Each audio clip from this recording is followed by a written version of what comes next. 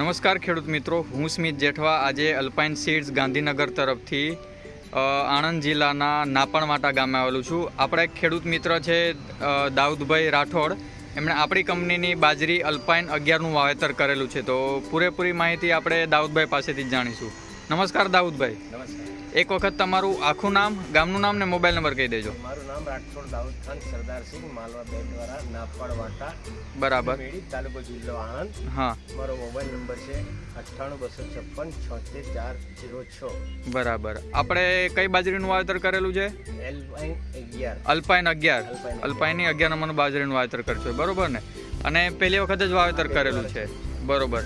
તો કેવી લાગેલી છે બાજરી? બાજરીની માવજત સારી છે, બાજરીનું ડુંડું સારું છે, બાજરી પૂરામાં બી સારી છે. અચ્છા.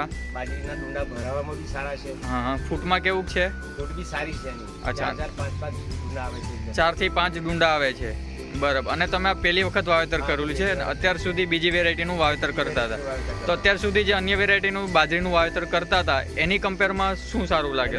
ઘણી સારી છે. ઘણી સારી છે, બરાબર. તો આપણા બીજા ખેડૂત મિત્રો છે, એમને આ બાજરી વાવવા વિશે શું કહેશો? મેં 2-4 ખેડૂતોને બતાવ્યું તો એમને બી એમ કીધું કે આપણે આ જ બાજરી કરવી જોઈએ. અચ્છા, અનુભવ સારો રહ્યો છે. અનુભવ સારો રહ્યો. તો આપણે બીજા ખેડૂતોને આ બાજરી કરવાનું સલાહ કરી શકાય, હા, કરી શકાય. બરોબર. આપણા ખેડૂત મિત્રોને એક વખત ડુંડા અને આપણે ફૂટને બતાવી દઈએ.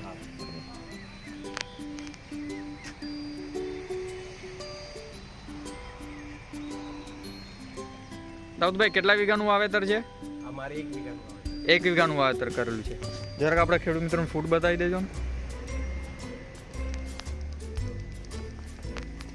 કેટલા વર્ષથી બાજરીનું વાવેતર કરો છો? હવે તો છેલ્લા 10 વર્ષથી. 10 વર્ષથી. તમારા અનુભવ પ્રમાણે કેવી છે? આ બાજરી સારી છે અત્યારે. અનુભવ પ્રમાણે સારી છે, બરાબર.